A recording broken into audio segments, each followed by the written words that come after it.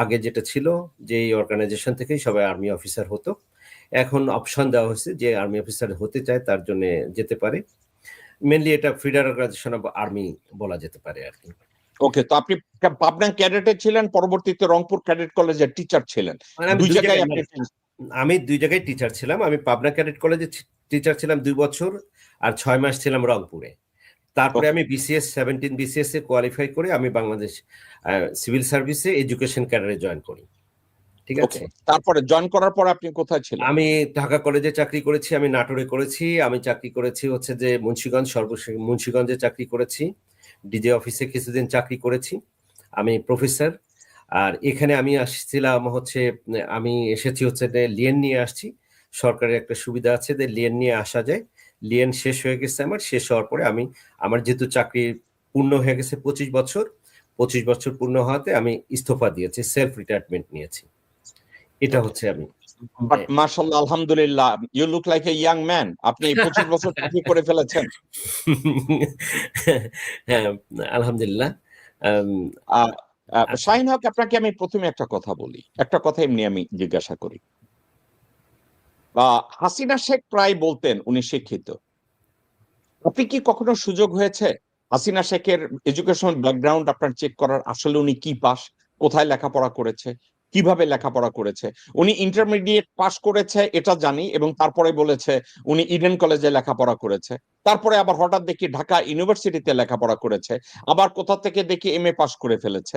মানে এটা সম্পর্কে কি আপনার কোনো ধারণা আছে কখনো কোথায় লেখাপড়া করেছে? আমি শুনেছি শুধুমাত্র হচ্ছে যে উনি ইডেন থেকে পাশ করেছে, ইডেন কলেজে ছিলেন। বাট এই বিষয়গুলো আসলে আমার কাছে খুব ধর্তব্য না। আমি একটু চিন্তা করি, আমি আসলে সবসময় চিন্তা করি যে এডুকেশনটা কি, ওইটা আমি দেখি। একজন লোক শিক্ষিত, অনেক মনে করেন যে অনেকগুলো ডিগ্রি আছে, but he may B A informative man, but he is a criminal. মানে একজন লোক ডিগ্রি আছে, সে ক্রিমিনাল, তাহলে তাকে তো আমি শিক্ষিতও বলবো না, তাকে জ্ঞানীও বলবো না। আমার দেখার দৃষ্টিভঙ্গিটা একটু ডিফারেন্ট দেন আদার পিপল। আমি আসলে শাহিন ভাই, আমি আমি আমি আমি আপনার সাথে একমত, আমরা এই বিষয়ে বিতর্কে যাব না। আমি এমনি জিজ্ঞাসা করছি, আমাদের দেশে পুঁথিগত বিদ্যায় আগে শিক্ষাটাকে মূল্যায়ন করে। আপনি অত্যন্ত জ্ঞানী, আপনি 10 পাস করছেন। নজরুল ইসলাম, কবি নজরুল ইসলাম বিশাল ডিগ্রি নিয়ে এত বড় কবি হয় নাই। জি, ডক্টর গাব্রিয়েল গার্সিয়া মার্কেস যেই বয়সে লেখাপড়া শুরু করছে, কেউ চিন্তাও করে নাই যে এই ব্যক্তির দ্বারা 100 ইয়ার্স অফ সলিটিউড বইটা লেখা সম্ভব হবে। ওকে, কিন্তু আমি হাসিনা শেখের কথা বললাম এজন্য যে ইন্টারমিডিয়েট পাস সম্পর্কে যতটুকু বলা আছে, ওনার সাথে যারা লেখাপড়া করছে ওই সময় তার পরীক্ষাটাও সে দেয় নাই, কিন্তু পাসটা করেছে। মুজিবের মেয়ে, এত বড় নেতার মেয়ে, শেখ কামালের বোন, তাকে এভাবে করানো হয়েছে। সাবজেক্টটাকে আমি কেন টানলাম জানেন? আপনাকে লেখাপড়া জানতে গেলে আপনি ডাক্তার হবেন, অথচ সায়েন্স নিয়ে লেখাপড়া করেন নাই, ম্যাট্রিক পাসও করেন নাই, ইন্টারমিডিয়েট পাসও করেন না, আপনি হঠাৎ করে তো আর এমবিবিএস হবেন না, আপনি তো আর মানুষজনের চিকিৎসা করতে যাবেন না। আপনি একটা দেশকে নেতৃত্ব দিবেন, আওয়ামী লীগের মতো এত বড় একটা দলকে নেতৃত্ব দেবেন, আপনার শিক্ষাগত যোগ্যতা থাকবে না, আপনার অভিজ্ঞতা থাকবে না, আপনার রাজনৈতিক দূরদর্শিতা থাকবে না, প্র্যাগম্যাটিজম থাকবে না। এই কথাটাকে টেনেছি একটা কারণে, এই মুহূর্তে তো আর হাসিনা রুল করছে না। এই মুহূর্তে বাংলাদেশে আমরা যে নির্বাচনের দিকে এগিয়ে যাচ্ছি, তাতে বেশ কিছু ক্যান্ডিডেট, তাদেরকে নিয়ে আমি কথা বলবো। ফর এক্সাম্পল, কয়েকদিন আগে ঢাকা 17 আসনে ঢাকা মেডিকেল কলেজ থেকে পাশ করা একজন রিনাউন্ড চিকিৎসক, যার নাম ডক্টর এস এম খালিদুজ্জামান। আমি ভদ্রলোকের ছবিটা একটু স্ক্রিনে দিচ্ছি। এস এম খালিদুজ্জামান, উনি ঢাকা মেডিকেল কলেজ থেকে এমবিবিএস করেছে। এখন এই লোক ঢাকা 17 আসনে বিএনপির ক্যান্ডিডেট তারেক রহমানের বিরুদ্ধে নির্বাচন করছে। জি, শাহিন ভাই, it's not easy to run against a candidate who is the son of Ziaur Rahman, who is the son of Begum Khaleda Zia. It's not easy. Of course not. Okay, তো এত বড় একটা রাজনৈতিক দলের প্রধানের বিরুদ্ধে নির্বাচন করতে গেছে ডক্টর খালেদুজ্জামান।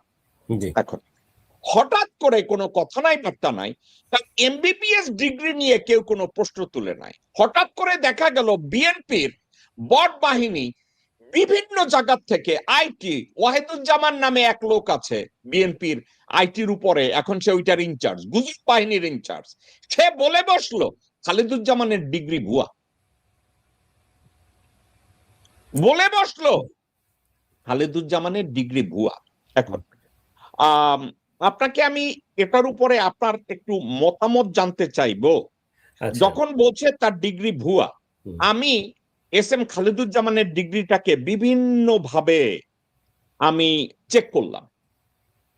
এখন আপনি কি জানেন তার কোন কথাটাকে বলা হয়েছে ভুয়া? আমি আকাশ থেকে পড়লাম যে খালেদুজ্জামানের ডিগ্রিটা যে ভুয়ার কথা বলা হয়েছে, আসলে সাবজেক্টটা কি? তার একটা ডিগ্রি আছে, এমবিবিএস না, এমবিবিএস ঠিক আছে, ঢাকা মেডিকেল কলেজ থেকে পাশ করছে, এখানে ভুয়ার কিছু নেই। উনি আর একটা ডিগ্রি লিখছে, MSc in clinical embryology and pre implantation genetics. উনি এই মাস্টার্সটা উনি করেছে মাইশোর ইউনিভার্সিটি ইন্ডিয়া থেকে। এটা 2 বছরের একটা কোর্স। জি।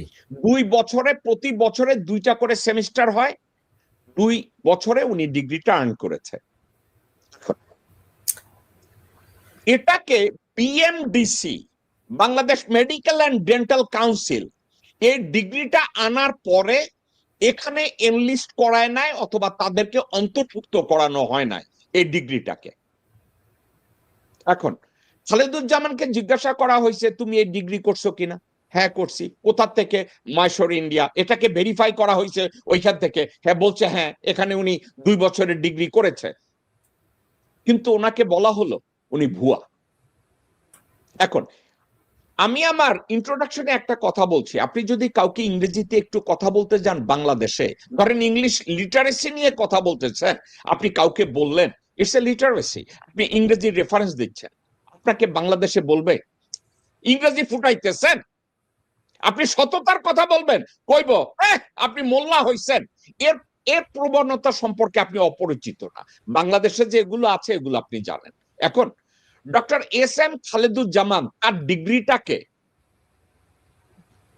ভুয়া বলা হলো রাজনৈতিক ফায়দা নেওয়ার জন্য, চতুরতা দেখানোর জন্য। আপনার কাছে সাবজেক্টটা কি অনৈতিক মনে হয়, ইমোরাল মনে হয়, নাকি ইডিওসি মনে হয়? প্লিজ। প্রথমত কথা হচ্ছে যে আমি খুবই খুশি হয়েছি, মানে প্রেক্ষাপটটা চিন্তা করেন, ডিগ্রির প্রশ্নটা না, আমি বিষয়টাকে যেভাবে পজিটিভলি যেটা দেখি, 2024 সাল আসার কারণেই কিন্তু এই ডক্টর খালিকুজ্জামান উনি শেখ তারেক জিয়ার মতো একটা এত বড় নেতা সাথে উনি কম্পিট করার সাহস করেছেন। It is a great change for the country, it is a very very great change, আমি এইভাবে দেখি। ঠিক আছে, যে উনার এগেনস্টে যে আমাদের মেন্টালিটিটা ছিল এরকমের যে উনাদেরকে চ্যালেঞ্জ করা যায় না। ঠিক আছে, আমি এই প্রসঙ্গে একটু আমার কথা একটু ওদিক হয়ে যেতে পারে। তো আমার এক কলিগ বলতেছিলেন যে আমার সন্তান আমেরিকাতে জন্ম হওয়া, তো বলতেছে সে হয়তো একসময় সে প্রেসিডেন্ট হতে পারে আমেরিকার, কিন্তু এই দেশে শেখ হাসিনার খালেদা জিয়ার বাইরে কোনো প্রেসিডেন্ট হওয়ার প্রশ্নই ওঠে না এই দেশের জন্য, মানে বাংলাদেশের জন্য। সো এই জুলাইতে আমি বলি যে এই যে ইন্ডিয়া যে চ্যালেঞ্জ করতে পারছে, দ্যাট ইজ ভেরি গুড। এইটা হচ্ছে যে সবচেয়ে বড় চেঞ্জ। আচ্ছা, ওনার ডিগ্রি অবশ্যই ভুয়া না, তার কারণ উনি দাঁড়াচ্ছেন কার বিরুদ্ধে? তারেক জিয়ার বিরুদ্ধে। তারেক জিয়ার বিরুদ্ধে দাঁড়ানোর জন্য যে লোক দাঁড়াবেন তার ওই মোরাল কারেজ আছে, কারেজ না থাকলে বা সত্যতা না থাকলে এটা দাঁড়াবে না। যারা এই প্রশ্নটা বা এগুলো প্রসঙ্গ তুলেছে শুধু স্টুপিডিটি ছাড়া আর কিছু না, এবং খুবই সস্তা একটা টুলস হিসেবে তারা ব্যবহার করেছে, এটা আমার পার্সোনাল ওপিনিয়ন। তারা যে এগেনস্টে উনাকে ডিফেন্ড করার জন্য বা উনাকে চ্যালেঞ্জ করার জন্য যে টুলসটা নিছে এই ডাক্তার সাহেবের বিরুদ্ধে, এটা আমার কাছে খুবই হালকা মনে হয়েছে। আর আমি জানি না, এটা আপনি বললেন যে ওয়াহিদুজ্জামান বলেছে, তাই না? ডক্টর ওয়াহিদুজ্জামান বলেছে না, ডক্টর ওয়াহিদুজ্জামান বলে নাই, বিএনপির আইটি সেল, এই যে গুজব সেল, এটা প্রধান উনি।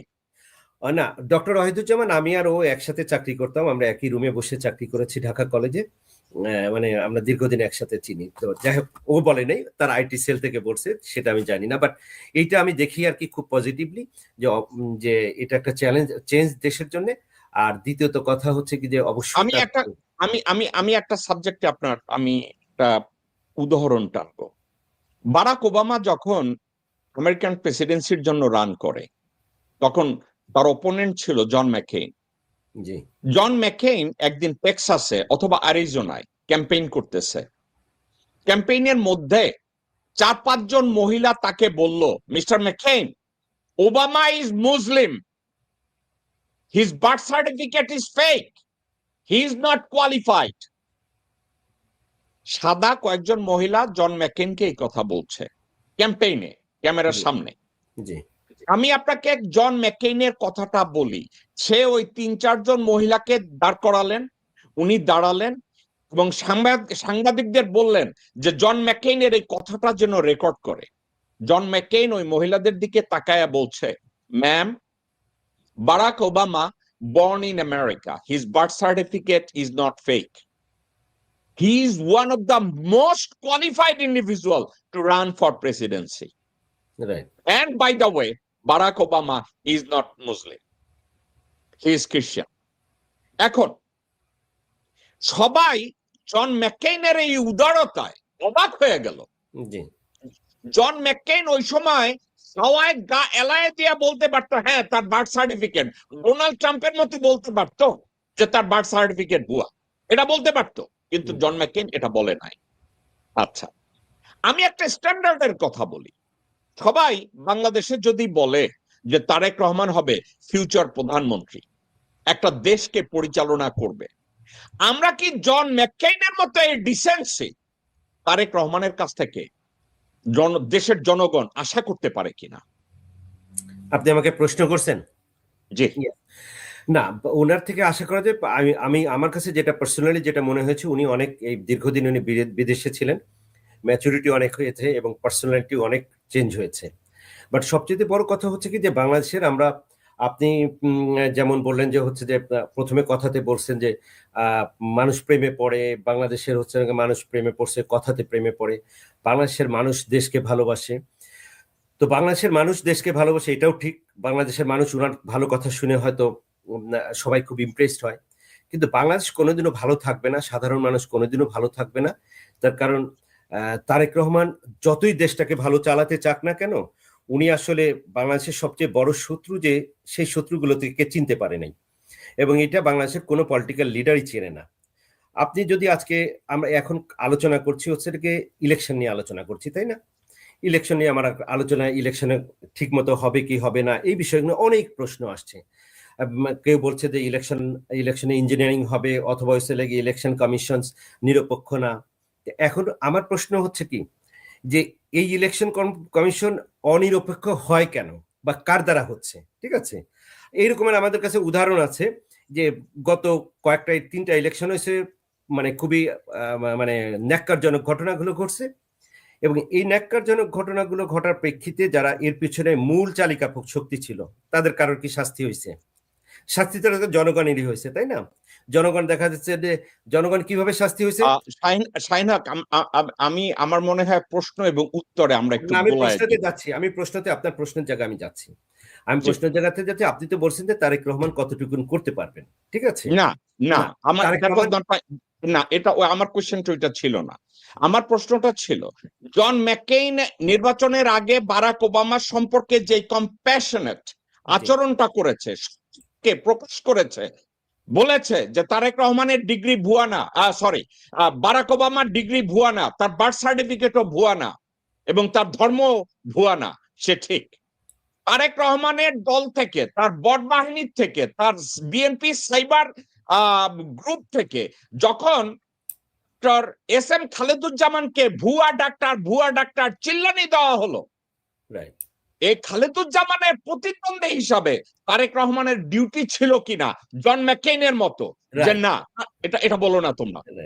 হ্যাঁ, না এতটুকু না, মানে বিদেশে থাকলো যে এই পর্যায়ে তো অবশ্যই তার বলা উচিত ছিল।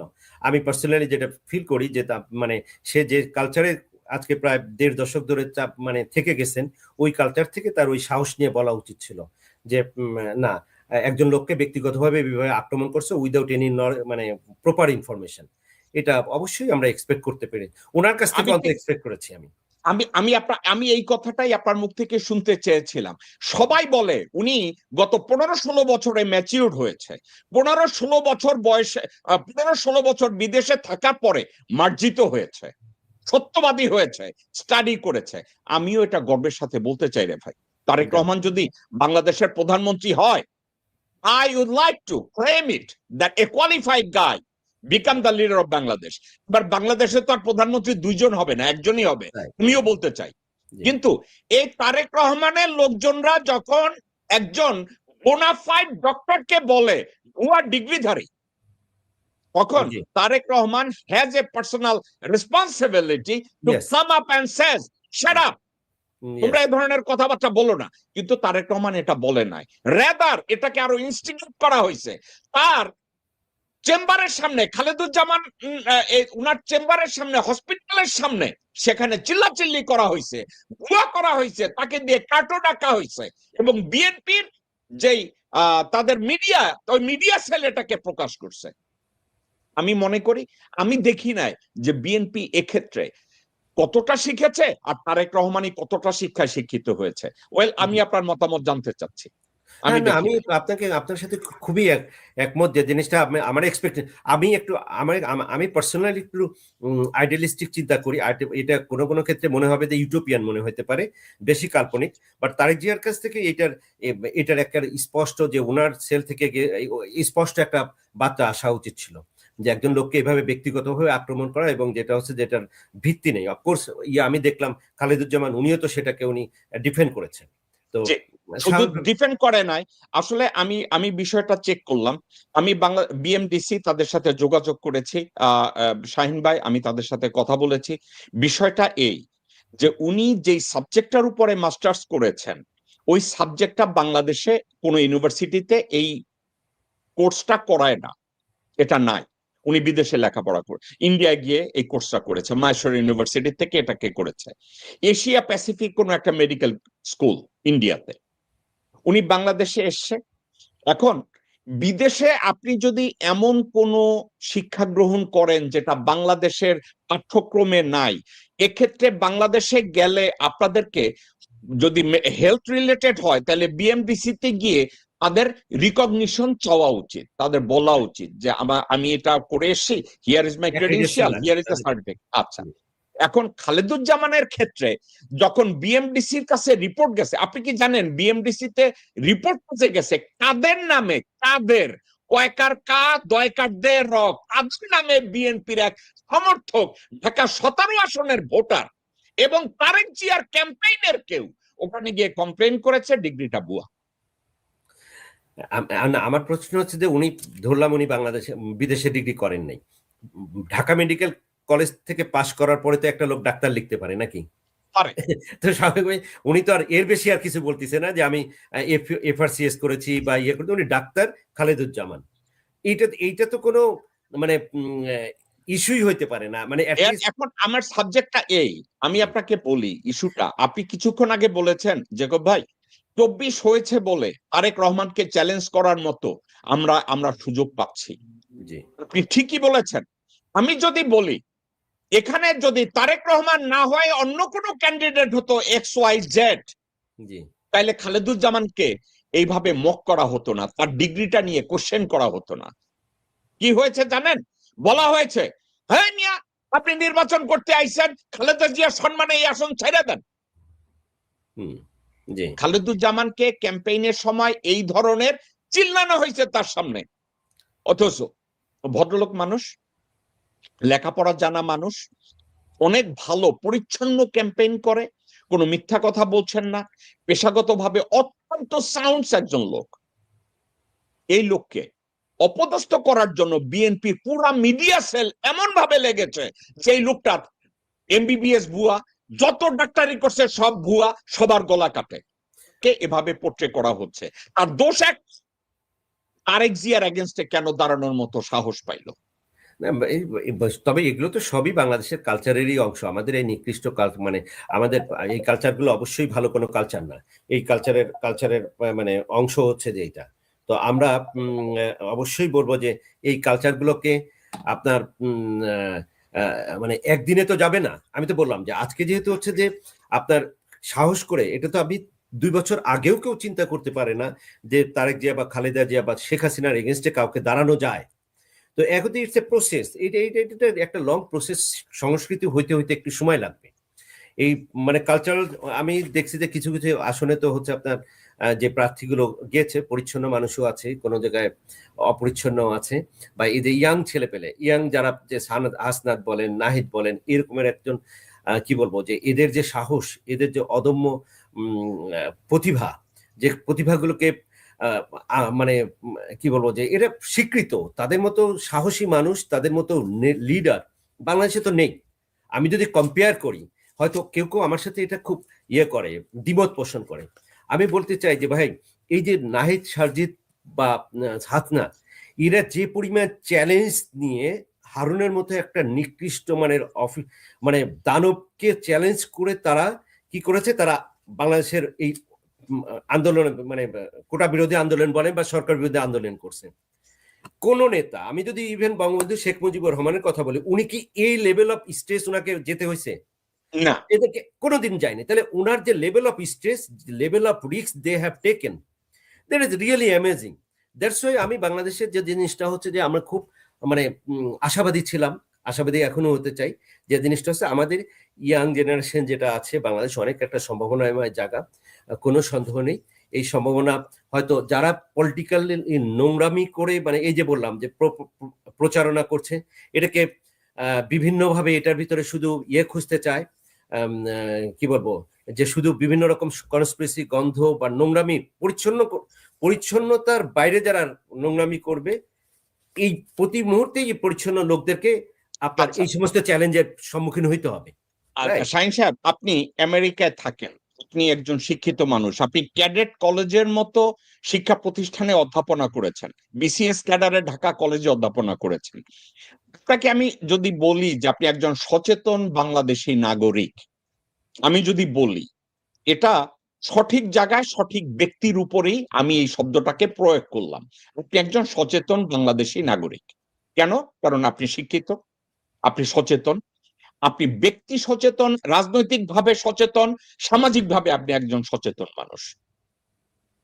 আপনার কাছে বিষয়টা কেমন লাগে যে খালেদা জিয়াকে যেদিন মৃত্যু ডিক্লার করা হলো, তার একদিন বা 2 দিন আগে কমায় থাকা একজন ভদ্র মহিলার হাতের টিপ নিয়ে মনোনয়ন সাবমিট করা হলো? আপনি একজন সচেতন নাগরিক হিসাবে আপনার কাছে বিষয়টা কেমন মনে হয়েছে? এই বিষয়ে আমি আসলে সচেতন, মানে আমি আপনাকে জানার কথা বলি না, এটা আমি জানি। ওখানে ডাক্তার যারা, তাদের সরাসরি কথা হয়েছে।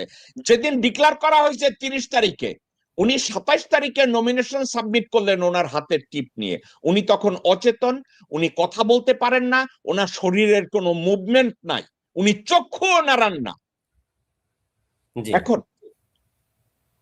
আমি খালেদা জিয়ার কথা বাদ দেন, কারো মা বা কোনো ভদ্র মহিলা এই অবস্থায় আছে, তার সন্তান তার হাতের টিপ নিয়ে ইলেকশন করার জন্য তার মনোনয়ন সাবমিট করে, বিষয়টাকে আপনি কেমনে দেখেন? তারেক রহমান এবং খালেদা জিয়া বলতে কোনো কথা নাই, কোন সন্তান তার মায়ের। হ্যাঁ, এইটার আমি প্রশ্নের উত্তর দিতে পারি। এই যে আমি এইটারই উত্তর চাচ্ছি যে এটা অবশ্যই অমানবিক। যে আমি যদি পার্সোনালি, সরি আমি আপনাকে থামাচ্ছি, শুধু কি অমানবিক নাকি কি অনৈতিক এবং বেআইনি? আমি আইনি টাইনের ভিতর যাব না। আমার কাছে যদি আমি একটু কথা শেষ করতে দেন। ওকে। যে আমার কাছে সবচেয়ে গুরুত্বপূর্ণ আছে, আমাকে যদি বলা হয় যে ভাই আমার মা মারা গেছে, সে ফর মা বেঁচে আছে, মনে করেন যে মায়ের বিনিময়ে আমি একটা স্টেট পাবো, ঠিক আছে, কম্প্রোমাইজ করতে হবে, আমার মাকে আমি পাবো আর আমি স্টেটটা পাবো, আমি পার্সোনালি অফকোর্স আমার মাকে নিব। You understand what I said? মানে আমার কাছে আপনি কথাটাকে একটু ভেঙে বলেন। আমি আপনার কথা বুঝেছি, আমার দর্শক কনফিউজড হয়ে যাবে, আপনি একটু বলেন। এখন ব্যাপারটা হচ্ছে যে এটা আপনি বলতে চাচ্ছেন আপনাকে বলা হয়েছে যে তুমি তোমার মায়ের এই সাবজেক্টটা যদি এইভাবে বলো তাইলে তুমি একটা বেনিফিট পাবা। না, কোনো বেনিফিটই আমার মার কাছে হিপোক্রেসির এই জায়গায় কোনো জায়গা নেই। আমি আমার মাকে ভালোবাসি, আমি আমার মার যে জিনিসটা হচ্ছে তার আমি সুস্থতা চাই। তার একটা মানুষ মারা যাবে, এটাই স্বাভাবিক, ওনার হয়তো বয়স হয়েছে, বাট ওই সময়কালে আমি অবশ্যই মানে আমার পার্থিব কোনো সুবিধা নিব আমার মার বিনিময়ে, এটা impossible for me. It is my personal opinion, এটা আমার পার্সোনাল জায়গায়। এমন কোনো সুবিধা পৃথিবীতে নেই যেটা আমার মাকে আমি কি বলবো, এটাকে পুঁজি করে বলি, বা মার এরকমের একটা সিচুয়েশনকে আমি একটা করব, ক্যাপিটালাইজ করে আমি বস্তুগত একটা সুবিধা নিব। আমার বিবেক সেটা নিবে না। এটা আমার পার্সোনাল কথা বললাম। যদি কেউ নেয় এটাকে আপনি কিভাবে দেখবেন? আপনি বলছেন তো যদি নেয়, বলছি যে এটা যে জিনিসটা হচ্ছে যদি কেউ নেয়, এখন ব্যাপারটা হচ্ছে যে যদি কেউ নিয়ে থাকে, এটা দুটো বিষয়। একটা কেউ নিয়ে মনে করে কি যে হ্যাঁ আমি নিয়েছি, এটা আমি একটা অবস্কিউর একটা অবস্থার ভিতর জনগণকে রাখছি মনে করে, বাট এইটার ইম্প্যাক্ট যে তার কারণ জনগণ তো আর বোকা না, এটা আপনাকে বুঝতে হবে। সহজ সরলতা এবং সততার তো কোনো, এটার আসলে সুন্দর একটা জিনিস, তাই না? আপনি যদি যে জিনিসটা হচ্ছে যে আমার মানে আমি আমি যদি সততার ভিতরে থাকি, আমি যদি হচ্ছে যে স্বচ্ছতার ভিতরে থাকি, এইটার রূপটা ফুটে উঠবেই। ঠিক আছে, যদি কেউ নেয় আমি তাকে বোকাই বলবো, বা সে যে জিনিসটা হচ্ছে he is not that much কি বলবো ইন্টেলেকচুয়াল লেভেল আমার আমার কাছে মানে প্রশ্নবোধক। শাহিন সাহেব আপনি বলছেন আপনি লিগ্যাল ইন্টারপ্রিটেশনে যাবেন না। আমি ভাই একটা ল ফার্ম রান করি, জি, এটা জানার জন্য আপনার ল পড়ার দরকার নেই যে কোনো ব্যক্তি, আমি তারেক রহমানের কথা বলছি না, কোনো ব্যক্তি যদি তার মায়ের অবচেতন মানে কমায় থাকাকালীন কারো যদি ফিঙ্গারপ্রিন্ট নেয়, এটা শুধু অনৈতিক না, এটা এটা ইলিগাল, বেআইনি, অফকোর্স এটা আমি না এটা জানি, বেআইনি। এটা অবশ্যই বেআইনি, অবশ্যই আইনগতভাবে এটা একটা লোক টিপসই দিচ্ছে মানে সে সজ্ঞানে দিচ্ছে, তাকে অবশ্যই তার জ্ঞান থাকতে হবে, এটা তো লিগাল ব্যাপার, অবশ্যই ইলিগাল অ্যাজ ওয়েল। হ্যাঁ অবশ্যই এটা ইলিগাল অ্যাজ ওয়েল।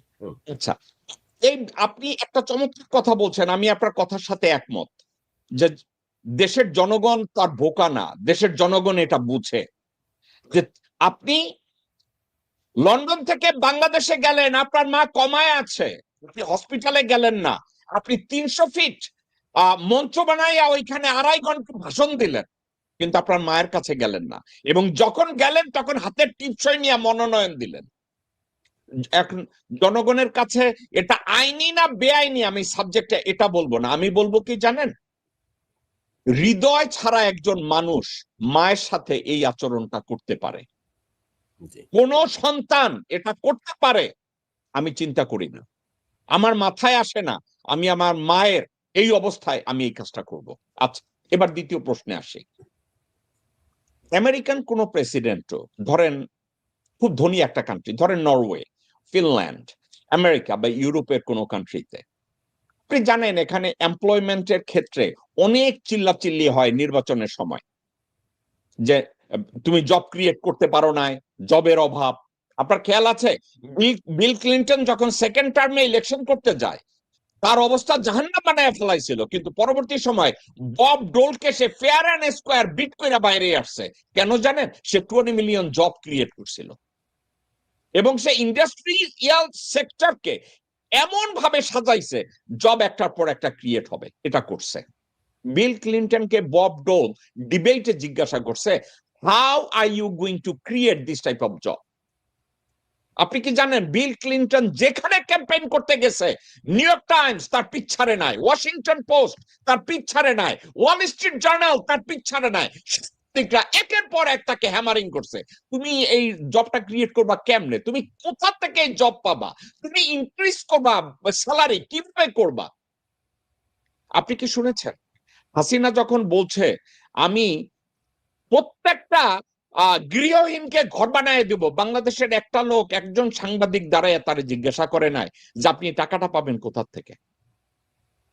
এখন তারেক রহমান বলছে আমি ফ্যামিলি কার্ড দেব, যেখান থেকে আপনারা 2.5 মণ চাল কিনতে পারবেন, ওই কার্ড দিয়ে নাকি ব্যাংকের এটিএম মেশিনে ঢুকাইয়া সেখান থেকে টাকা উঠাইতে পারবে, সেখান থেকে নাকি বাচ্চার টিউশন ফি দিতে পারবে। এখন বিএনপির নির্বাচনী ইশতেহারে বলা হয়েছিল যে বিএনপির নাকি 31 দফা আছে, এখন আর বিএনপির কেউ 31 দফা নিয়ে কথা বলে না, এখন সবাই বলে ফ্যামিলি কার্ড নিয়ে। এবং ফ্যামিলি কার্ডের বেনিফিট কি? প্রতিদিন একটা, প্রথম ছিল শুধু যে আপনি চাউল কিনতে পারবেন, কিছুদিন পরে চাউলের সাথে ডাল যোগ হয়েছে, কিছুদিন পরে ডাইলের সাথে মাছ যোগ হয়েছে, কিছুদিন পরে মাছের সাথে গোশত যোগ হয়েছে, কিছুদিন পরে বলা হয়েছে এটিএম থেকে টাকাও তুলতে পারবেন। এই বিষয়টাকে আপনার কি রাজনৈতিক ব্লান্ডার না জাস্ট ভন্ডামি মনে হয়? না, তবে আমার কাছে এটা মনে হয়েছে যে এটা তো একটা, এটা বিশাল একটা, কি বলবো যে এটা শব্দটা আমি বলতে পারি যে শুভঙ্করের ফাঁকি বললেও হবে কিনা জানি না, মানে কোনো পরিকল্পনা ছাড়া আপনি যদি মনে করেন যে একটা লোককে এত বড় যে এত কার্ড দিবেন আপনি, কি ফ্যামিলি কার্ড দিবেন আপনি, তাদেরকে তারা খাদ্য পাবে, আর এমন করে খাদ্য পাবে, কি কি পাবে, এই সমস্ত বিষয়, এটার জন্য যে পরিমাণ ইনফ্রাস্ট্রাকচার লাগবে, যে পরিমাণ খাদ্য গুদাম লাগবে, এর মধ্যে যত পরিমাণ লোক লাগবে, লাগবে, এগুলো আমার কাছে খুবই কাল্পনিক মনে হয়েছে, কাল্পনিক মনে হয়েছে। অফকোর্স বাংলাদেশের লোকের আপনার এই সমস্ত বিষয়গুলো খুবই প্রয়োজনীয় প্রয়োজনীয়, কিন্তু আবার পাশাপাশি যে জিনিসটা হচ্ছে যে আপনি জব ক্রিয়েশনের বিষয়ে তার কোনো নেই, কোনো কথা নেই, কিন্তু এইটা আমার কাছে অবশ্যই মনে হয়েছে যে এটা একটা অলিক কল্পনার একটা ব্যাপার, এটা সম্ভব না, ইমপ্লিমেন্ট করা সম্ভব না। তার কারণ এর জন্য যে পরিমাণ লোক লাগবে, যে পরিমাণ, বরং এইটা যদি করতেও যায়, প্র্যাকটিক্যালি করতে যায়, সেটা যেটা হবে সরকারি চাকরি যারা করে, যারা খাদ্য বিভাগে আছে, ওদের জন্য হচ্ছে যে সমস্ত আমলারা আছে, তাদের প্রচুর টাকা পয়সার একটা ক্ষেত্র তৈরি হবে, ঠিক আছে। আপনাকে আমি শাহিন ভাই, আপনাকে আমি একটা কথা বলি, আপনি নিউ ইয়র্কে থাকেন, আমিও নিউ ইয়র্কে থাকি। নিউ ইয়র্ক স্টেটের একটা বেনিফিট কার্ড দেয়, জি, একটা বেনিফিট কার্ড দেয়, এটা দেয় department of health new York state থেকে। ওই ডিপার্টমেন্ট অফ হেলথের প্রতি সিটিজেনের জন্য প্রতি বছরের একটা বাজেট থাকে, যেমন $৭৫,০০০ বাজেট, ওই কার্ডের ভিতরে $৭৫,০০০ একটা বাজেট। এখন নিউ ইয়র্কে যত সিটিজেন আছে সবাই তো আর ওই বেনিফিট কার্ডটা নেয় না। ফর এক্সাম্পল, আমি জেকব মিল্টন গত 40 বছরে আমি ওই বেনিফিট কার্ডের ধারে কাছেও যাইনি, ওই কার্ড আমি বানাই নাই কখন, কিন্তু যাদের প্রয়োজন তারা বানায়। এখন কথা হইতেছে, ধরেন আমেরিকায় দারিদ্র সীমায় লোকজন কত পার্সেন্ট, 3 থেকে 4% দরিদ্র সীমার নিচে বাস করে, কিন্তু বাংলাদেশে দরিদ্র সীমার নিচে বাস করে 55 থেকে 60% মানুষ। এখন 55 থেকে 60% মানুষকে যদি আপনি স্টেট থেকে বেনিফিট কার্ড দিতে যান, আপনার বাজেটের 4/3 খরচ হবে শুধু এই বেনিফিটের উপরে। আর বাংলাদেশের বাজেট, পুরা বাজেটের আপনি জানেন 2/3 আসে বাহিরের থেকে, আমাদের প্রোডাক্টিভ ইনকাম থেকে ওই বাজেটটা আসে না। তারেক রহমান নিজে তার বাটপার মুনাফেক মিথ্যাবাদীরা নির্বাচনের মঞ্চে গিয়ে মিথ্যাচারিতা করে, আমি যদি এটা মেনেও নেই। আর আপনার মতো মানুষ, শিক্ষিত একজন মানুষ, এবং আমি জেকব মিল্টন আশা করলাম তারেক রহমান 15 বছরে অনেক কিছু শিখেছে, লেখাপড়া করেছে, মার্জিত হয়েছে, ম্যাচিউরড হয়েছে, দেশপ্রেমিক হয়েছে। এই লোক এই বেনিফিট কার্ড নিয়ে যখন 15 মিনিট 20 মিনিট মিথ্যা কথা বলে মঞ্চে, এটা কি আপনার কি মনে হয়? আমার কাছে মিথ্যা বলে মনে হয় না, বিষয়টা মনে হয় কি যে হোমওয়ার্ক করে নাই, এটার যে প্র্যাকটিক্যালের সাথে তার চিন্তাটা অফকোর্স হইতে পারে, ভালো হইতে পারে, যেহেতু সে দীর্ঘদিন বিদেশে থাকছে, সে চিন্তা করছে যে না, বেনিফিট কার্ড আমেরিকা লন্ডনে দেওয়া যাচ্ছে, লন্ডনের লোকজন বেনিফিট পায়, বেনিফিট কার্ড পায়, সে এই আইডিয়াটা ওখানে নিয়ে ইমপ্লিমেন্ট করতে চাচ্ছে। না শাহিন ভাই, আমি আপনার কথাটাকে মানি নাই। কেন মানি নাই জানেন? ইন্ডিভিজুয়াল শাহিন হক এই ধরনের দিবাস্বপ্নের কথা বলতে পারে, কারণ শাহিন হক অথবা Jacob Milton, they are not going to hold the position of parliament member or prime ministership. একজন তারেক রহমান যখন দলের নেতা এবং দেশের নেতা হিসাবে কথা বলবে, বলার আগে উনি কি জানেন না যে বাংলাদেশ ব্যাংকের রিজার্ভ কত থাকে, ওনার বাৎসরিক বাজেট কত থাকে, ওনার একটা ফাইন্যান্স বা ইকোনমিক কমিটি টিম আছে? রাইট, ওই জায়গায় আমি বলতে চাচ্ছি, তার প্রথম কথা হচ্ছে তার যে ফাইন্যান্স বা পলিসি মেকিং তো আর সে হাতে করে না, তার একটা কমিটি আছে, ওই কমিটি যারা বিজ্ঞ মানুষ তারা করবে, তারাই এইরকমের যে উনি যে ডেলিভার করবে কথাটা, তাদের এই পলিসি লেভেলের যারা ইনভলভ আছে বা রিসার্চ টিম, তাদের অন্তত এইটা মানে ওনার মুখ দিয়ে বলানোর আগে 3 বার চিন্তা করা দরকার ছিল, আসলে এইটার প্র্যাকটিক্যালিটি কতটুকু সম্ভব। আরো একটা কথা উনি বলছে 1 বছরে উনাকে ভোট দিলে নির্বাচনের 1 বছরের মধ্যে উনি 1.5 কোটি জব ক্রিয়েট করবে। এখন মজার কথা কি জানেন, ওনার ক্যাম্পেইনে যারা যায় এবং ওনার সাংবাদিক সম্মেলনে যারা বসে থাকে, আপনি কি জানেন কেউ একটা শব্দ কে জিজ্ঞাসা করে না যে 1.5 কোটি জব কি আপনি প্রাইভেট সেক্টরে তৈরি করবেন নাকি গভর্নমেন্ট সেক্টরে তৈরি করবেন? আর প্রাইভেট সেক্টরে যদি জব ক্রিয়েট হয়, এই প্রাইভেট সেক্টরের জবের ক্রেডিট আপনি নিতে চান কোন মুখে? প্রাইভেট সেক্টরে জব ক্রিয়েট করবে, credit goes to the private sector. What has anything to do with the government sector? না, এটা আপনার সাথে আমি দ্বিমত পোষণ করছি। গভর্নমেন্টের কাজ না হচ্ছে জব ক্রিয়েট করা, গভর্নমেন্টের কাজ হচ্ছে ফ্যাসিলিটেট করা। হোয়েন প্রাইভেট এন্টারপ্রেনার যারা থাকবে তারা তাদের কাজের ক্ষেত্র তৈরি করবে হচ্ছে গভর্নমেন্ট। যখনই ইনি সমস্ত কাজ করার বা এন্টারপ্রেনারদেরকে ফ্যাসিলিটেট করবে, আলটিমেটলি সেটা জব ক্রিয়েট হতে হবে। আপনি কি জানেন, আপনি যে আমাকে এই কাউন্টারটা দিবেন আমি জানতাম। এবার আপনারে আমি বলি, বিএনপির 300 ল মেকারদের ভিতরে 79 জন 1000, 2000 কোটি, 3000, 5000 কোটি টাকার ঋণগ্রস্ত, এবং তার অর্ধেক নামকাওয়াস্তে শুধু ইন্ডাস্ট্রিজের মালিক, ইন্ডাস্ট্রিজের অস্তিত্ব নাই। উনি ফ্যাসিলিটেট করবে, ওই ঋণ খেলাপিদের জায়গা কইবে তুমি জব ক্রিয়েট করো। ওর তো ইন্ডাস্ট্রিজই নাই, ও তো লোন উঠে খায় ফেলাইছে, আমেরিকায় বাচ্চা কাচ্চা পড়াইছে, মেডিকেল কলেজের চার্জ পায় না, প্রাইভেট মেডিকেলে পড়াইছে, ও জব দিবে কোথা থেকে? রাইট। তো এখন প্রশ্নটা হচ্ছে যে ওনাদের ম্যানিফেস্টোতে যদি থাকতো, ওনাদের ম্যানিফেস্টোতে যদি এই মানে কার্ডের ম্যানিফেস্টোতে না দিয়ে যদি বলতো যে এই যে বলেন 1000 কোটি টাকা নিয়ে গেছে, 1000 কোটি টাকা কেন নিচ্ছে, দ্যাট মিনস সুশাসনের অভাব। 1000 কোটি টাকা নিতে কে সহযোগিতা করছে তাদেরকে যদি জবাব দিতে, এই যে তার মানে সুশাসনটা যদি ওনার ম্যানিফেস্টোতে থাকতো ওইভাবে, that would work as well as এইটাই that can make changes to the সেইটাই। শাহিন ভাই, আপনি আর আমি এস আলমের কথা শুনছি না, এস আলমের নাম? জি। ওকে, এখন ইউনাইটেড গ্রুপে 1000 কোটি টাকা না, কিন্তু লক্ষ কোটি টাকা পাচার করেছে। এখন আপনাকে শুনলে হাসবেন, আকাশ থেকে পড়বেন। ইউনাইটেড ইউনিভার্সিটিতে একজন চ্যান্সেলর ছিল, ওনার নাম ছিল ডক্টর ফজলুল কবির খান। আপনি নাম শুনছেন কিনা জানি না, আমার মতো মোটা, ইদানিং দাঁড়িয়ে রাখছে। এই ফজলুল করিম খান বর্তমান অন্তর্বর্তীকালীন সরকারের উপদেষ্টা। মজার কথা হচ্ছে, এই এস আলম লক্ষ কোটি টাকা চুরি কইরা, সরকারের টাকা, ব্যাংকের টাকা চুরি কইরা জাহান্নাম বানাইছে। আর যেটার ইনচার্জ হলো বর্তমানে বিএনপি নেতা সালাউদ্দিন, এবং বর্তমানের বিএনপি নির্বাচনী যত টাকা পয়সা আসে ওই এস আলমের চুরির পয়সা থেকে, বিএনপির চান্দার পয়সা থেকে, টেন্ডারবাজি, দখলবাজির থেকে। এখন এখান থেকে ফাইন্যান্স করা হয়েছে ঢাকা 11 আসনের এক চান্দাবাজ কমিশনার, খুনের আসামি, দুর্নীতির দায়ে পলাইছে এম এ কাইয়ুম এই নামের একটা লোককে। এখন এম এ কাইয়ুম 1000 কোটি টাকা লোন নিছে ইন্ডাস্ট্রিজের নামে, ইন্ডাস্ট্রিজের অস্তিত্ব নাই। এখন তারেক রহমান তাদেরকে ডাইকা বলবে দাও জব দাও, এস আলমরে ডাইকা বলবে দাও জব দাও, সালাউদ্দিনের ডাইকা বলবে দাও জব দাও। এখন আপনি সুশাসনের কথা বলছেন, সুশাসনটা তো আমি পরে আসতেছি। এই প্রমিস গুলো তারেক রহমান করতেছে কেন? রাইট।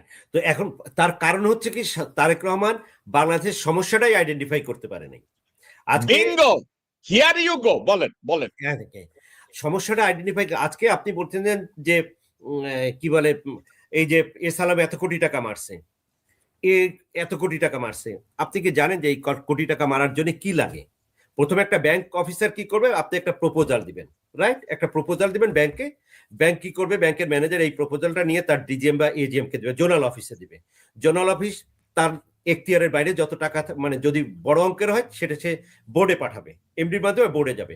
বোর্ডের ওখানে সমস্ত পরিচালনা পরিষদ থাকবে, সাথে সাথে থাকবে কি সব অর্থ মন্ত্রণালয়ের প্রতিনিধি থাকবে, এবং অর্থ মন্ত্রণালয়ের প্রতিনিধি থাকবে। আবার একটা ব্যাংকে কিন্তু আপনার অর্থ মন্ত্রণালয়ের একজন পার্মানেন্ট প্রতিনিধি আছে, ডাইরেক্টর আছে, যিনি হচ্ছে লাগে সরকারের প্রতিনিধি। দ্যাট মিনস অ্যাডমিন ক্যাডারের লোক এখানে আছে, অ্যাজ ওয়েল অ্যাজ এরকমের বড় অঙ্ক দেওয়ার ক্ষেত্রে যেটা করবে সেটা হচ্ছে কি আপনার টোটালি অর্থ মন্ত্রণালয়ে পারমিশন লাগবে।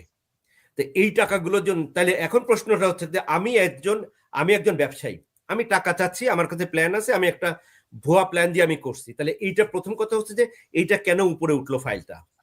ওকে, এই ফাইলটা যখন উপরে উঠছে এখানে হচ্ছে আমি টাকা দিব, আমি হচ্ছে আপনি ব্যাংকের মালিক, মনে করেন যে আপনি ব্যাংকের মালিক, আপনি টাকা দিতে চান, কিন্তু এখানে কি উইদাউট কনসেন্ট অফ অর্থ মন্ত্রণালয় অথবা বাংলাদেশ ব্যাংক, এদের কনসেন্ট ছাড়া কি গেছে?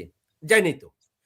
যদি কিনা আপনি এই ফাইলটা বন্ধ করতেন প্রথম পর্যায়ে, তাইলে তো এস আলম এই সুবিধাটা পাইতো না, তানভীরের মতো হলমার্ক কেলেঙ্কারি হইতো না। তাহলে আপনার যে জায়গায় দরকার যে এই টাকা বাইরে চলে আসছে, বাইরে কি হাঁটতে হাঁটতে আসছে? নিশ্চয়ই এখানে সেখানে পুলিশের লোক ছিল, ইন্টেলিজেন্সের লোক ছিল, ডিজিএফআই ছিল, এনএসআই ছিল, বা বিভিন্ন গোয়েন্দা সংস্থা, তাদের কাজটা কি? আপনি তাকে কোটি কোটি টাকা দিয়ে তাদেরকে পুষছেন, আর দোষ দিচ্ছেন আপনি সালাউদ্দিন বা হলমার্কের দোষ দিচ্ছেন, আপনি দেখছেন এস আলমের দোষ দিচ্ছেন। হোয়াই? ওকে, দাঁড়ান, থামেন, আপনাকে উত্তর দিচ্ছি, আমি উত্তর দিচ্ছি। আমার প্রশ্ন শেষ হয়নি তো। যে না, জিনিসটা হচ্ছে যে আপনাকে যেটা দিতে হবে সেটা হচ্ছে যে সুশাসনটা দিতে হবে, এবং সুশাসনের পথে প্রথম কে বাধাগ্রস্ত করছে এটা তো সবাই চায়।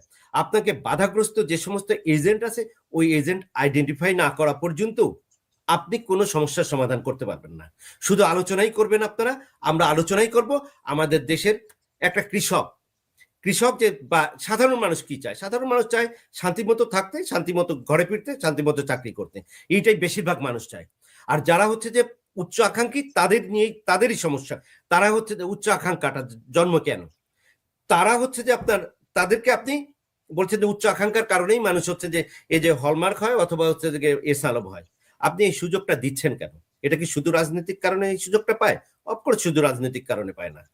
আপনি কি এদেশের কি, আপনি তো এদেশে থাকেন, এদেশে কি আপনার সম্ভব যে আপনার মানে প্রেসিডেন্ট বলে দিবে বা কোনো রাজনৈতিক নেতার ইয়ে দিয়ে কি বলে সাথে সখ্যতা করে আপনি কোনো বাড়তি সুবিধা কিছু টাকা লোন আচ্ছা, নেবেন? এটা সম্ভব? আমরা শাহিন ভাই, আপনার কি মনে হয় না আমরা সাবজেক্টটা থেকে দূরে গেছি? না, আমি সাবজেক্টে আমাদের আমরা কথা, আমি আমি, সুশাসনের জায়গায় ভাই, আছেন। হ্যাঁ, ওকে, ওকে, আমি সুশাসন। না সুশাসন না, আমার আর আপনার আলোচনাটা ছিল জব ক্রিয়েশনের ক্ষেত্রে প্রাইভেট এন্টারপ্রেনিয়ররা প্রাইভেট সেক্টরে জব ক্রিয়েট করবে এবং গভর্নমেন্ট সেটাকে ফ্যাসিলিটেট করবে।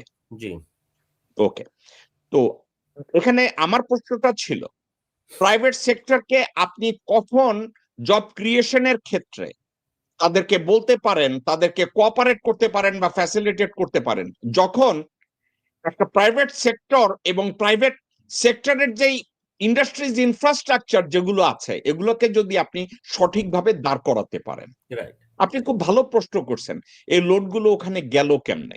কিন্তু শাহিন ভাই, আপনি, একটা কথা আছে না, লোকজনে বলছে যে তুমি কি জানো মিথ্যা কথা বলা পাপ? আপনি বলছেন হ্যাঁ, বইতে লেখা আছে। এখন হুজুরে কইছে নামাজ পড়তে হবে, হ্যাঁ হাদিসে লেখা আছে। ন্যায় কাজ করা উচিত, হ্যাঁ এটাও বইয়ের মধ্যে আছে। আমি উদাহরণগুলা কেন দিচ্ছি? আপনি যেটা বলছেন এটা প্রোটোকল, আমাদের কাগজে পত্রে আছে। আপনাকে আমি বলি, হাসিনা শেখ এবং তার মেয়ের জামাই ইউএইতে, ইউনাইটেড আরব আমিরাটসে 2000 কোটি টাকা ফাইন হয়েছে। এই টাকাটা পাচারের জন্য বসুন্ধরা শাহ আলম বলছে আমার 7000 কোটি টাকা লাগবে, গোল্ড রিফাইনারি ইন্ডাস্ট্রিজ করব আমি দুবাইতে, এইটার জন্য। এই 2000 কোটি টাকা চুরি করার জন্য শাহ আলমের নামে 7000 কোটি টাকা লোন দেওয়া হয়েছে। কোন প্রজেক্টও সাবমিট করা হয় নাই, কারো কাছে ইনভেস্টিগেটও করা হয় নাই, profit and loss, probably profit and loss নিয়ে অ্যানালাইসিসও করা হয় নাই, কস্টিংও করা হয় নাই। প্রধানমন্ত্রীর দপ্তর থেকে বলা হয়েছে এক ব্যাংকে না থাকলে 2-3 ব্যাংকে একত্র করে এই টাকাটা শাহ আলমকে দেওয়া হোক। আপনার কি তখন, যখন প্রাইম মিনিস্টারের অফিস থেকে এই কথাটা বলা হয়, তখন ওই আপনি আর আমি ওই যে প্রজেক্ট কিভাবে অ্যাপ্রুভ হয়, কিভাবে ফাইন্যান্স হয়, এগুলার আর কি কোনো ভ্যালু থাকে? ভ্যালু থাকে। এটা তার কারণ ভ্যালুটা তো আমরা করতে, আমাদের সিস্টেমটাই ওইটা রাখছে, আমাদের সিস্টেমটাই রাখছে যে হচ্ছে যে মানে এই সিস্টেমটা এইভাবে তৈরি যে প্রধানমন্ত্রীর কথা আমি শুনতে বাধ্য, প্রধানমন্ত্রীর কাছেই আমার কাছে আমার সবকিছু নির্ভরশীল। হ্যাঁ, প্রধানমন্ত্রীর উপরেই আমার আমার চাকরি নির্ভর করছে, বা প্রধানমন্ত্রীর কথা মানে নির্বাহী বিভাগকে এত বেশি ক্ষমতাবান করছেন। এই জন্যই বললাম, নির্বাহী বিভাগকে যদি আপনি এতখানি ক্ষমতাবান করেন এবং নির্বাহী বিভাগের যে সমস্ত প্রতিনিধি যারা মানে এই সমস্ত কাজের সাথে জড়িত, তাদেরকে আপনি যদি অ্যাকাউন্টেবল না করেন, সিস্টেমের বাইরে সিস্টেমকে চেঞ্জ না করলে এটার কোনো চেঞ্জ হবে না। এটা সবকিছুই আমাদের সিস্টেমের কারণে। ফাইন ভাই, তাহলে আপনার কথায় আপনি আটকায় যাইতেছেন না? তারেক রহমান এখনো প্রধানমন্ত্রী হয় নাই, কিন্তু তার আগে দুর্নীতি করার ক্ষেত্র তৈরি করে যাইতেছে। আপনি তারা যখন বলবেন যে আপনি ফ্যামিলি কার্ড দিবেন, এত টাকা আসবে কোথা থেকে, তখন হাসিনার মতো বলবে আমরা ইম্পোর্টের জন্য টাকা যেটা দরকার ওখানে ইম্পোর্ট করার দরকার নাই, তুমি এই টাকা ওইখানে দিয়ে দাও। হাসিনা যেভাবে করছে, তো তারেক রহমান ওইটা করবে। সেটাই তো হবে, সেটাই তো হবে, কিন্তু এই যে এই সেই কাজটাই হবে। এখন এটাতে সাধারণত কি হয়, সাধারণত যদি কিনা তারেক প্রধানমন্ত্রী চাইছে, প্রধানমন্ত্রী তো চাইতেই পারে একটা, আপনাকে আপনি রাজনীতির দল করেন, আপনি যদি 3 জনের পার্টি নিয়ে একটা রাজনীতির দল, আপনার উদ্দেশ্য থাকবে কি আপনি জনগণের সেবা করবেন, আপনি ক্ষমতায় যাবেন, আপনার চাওয়াটা কিন্তু এখানে অন্যায় না। কিন্তু আপনাকে লাগাম টাইনে কে ধরবে? রাষ্ট্র তাকে লাগাম টাইনে ধরবে। রাষ্ট্রের কাজটা কে করে? রাষ্ট্রের কাজটা করে আমলা বা সরকারি কর্মচারীরা। তারা না, প্রধানমন্ত্রী চাইতেই পারে, প্রধানমন্ত্রী চাবে, তারেক জিয়া চাবে, এটা কোনো সমস্যা না, তার চাওয়ার ভিতর কিন্তু কোনো অন্যায় কোনো কিছু নেই। কিন্তু কথাটা হচ্ছে, আপনি একটু আগে বলছেন প্রধানমন্ত্রী এই পদের ক্ষমতাটাকে যদি এমন পর্যায়ে নিয়ে যাওয়া হয়, it's almost A dictatorial post, তার মুখের কথাই হবে আইন। তো সে তারেক রহমান মুখ থেকে বলছে আমি ফ্যামিলি কার্ড দিয়ে এত এত বেনিফিট দেব। এখন যখন গভর্নমেন্ট ফর্ম করলো, বিএনপি নির্বাচনে জিতলো, জেতার পরে কইলো যে আমি কার্ড কই, তখন বলবে কার্ড তো এটা নির্বাচনের জন্য, আমি ভোটের জন্য বলছি। হয় তাদেরকে এটা বলতে হবে, নতুবা বলতে হবে দাও এখন আমাদের অন্যান্য ইন্ডাস্ট্রিজে আমাদের যত বাজেট আছে ওখান থেকে টাকা আইনা লোকজনের ফ্যামিলি কার্ড দাও। এর বাইরে তো আর কিছু নাই। প্রধানমন্ত্রীর কথাকে চ্যালেঞ্জ কে করবে? ব্যক্তি তারেক রহমানের সামনে দাঁড়াইয়া কোন সাংবাদিক বলতে পারে না যে তারেক রহমান আপনি এই কথাটা বলতেছেন কিসের উপরে বেস কইরা, আপনার রিসোর্স কি? আর আপনার মনে হয় উনি যখন প্রধানমন্ত্রী হবে তার সামনে দাঁড়ায় এই প্রশ্ন তারে কেউ করবে? ওই যে আপনার যে জিনিসটা হচ্ছে আপনার মানে আমাদের আমলাতান্ত্রিক সিস্টেমটা বা চাকরির যে সিস্টেমটা, ওই সিস্টেমটা এখানে যে জিনিসটা হচ্ছে কি প্রত্যেকটা ক্ষেত্রেই আছে। কেন বলে না? আমি একটা উদাহরণ দিই আপনাকে। সে ফর এক্সাম্পল কি বলে, একজন একজন সরকার, এই যে রিটার্নিং অফিসারদের কারণে আপনারা জানেন যে রিটার্নিং অফিসার ভোট চুরি করছে, এবং ভোট চুরি করার পরে তাদেরকে আবার প্রমোশন দিছে বা তাদেরকে পুরস্কৃত করা হয়েছে ভালো ভোট করার জন্য। কিন্তু শেখ হাসিনার আমলে কিন্তু আপনার প্রেসিডেন্ট পদক পাইছে। ওকে, এখন কথা হচ্ছে যে এই যে পদক পাওয়া লোকজন, তারা কি হলো, এই যে 24-এর পরে যে প্রত্যেকেই আবার কি হলো, প্রত্যেকে আপনি যারা কেউ কেউ এর ভিতরে যখনই পারপাস সার্ভ করেন, এটা ভালো একটা উদাহরণ আমার মনে আসছে। আপনি মনে করেন যে যখন প্রেসিডেন্ট প্রধানমন্ত্রীর কথা শুনবে না, তখন কি করবে? তখন করবে কি যে ওর চাকরি থেকে বাদ দিয়ে দিবে, ঠিক আছে, তাকে বাধ্যতামূলক অবসর পাঠাই দিল। যতদিন পর্যন্ত সে প্রধানমন্ত্রীর বা কি বলে নির্বাহী বিভাগের পারপাস সার্ভ করে ততদিন চাকরি আছে, যখন নেই তখন তাকে বাদ দিয়ে দিল। তখন সে বলবে কি যে এ হচ্ছে আওয়ামী লীগ করে না বা বিএনপি করে না, এই জন্য তাকে বাধ্যতামূলক অবসর। আবার যখন প্রেক্ষাপট চেঞ্জ হইলো, তখন কি করলো? আওয়ামী লীগ থাকলে বিএনপি আসলো, বিএনপি করলো কিন্তু ও হচ্ছে বঞ্চিত লোকটাকে নিয়ে আসো।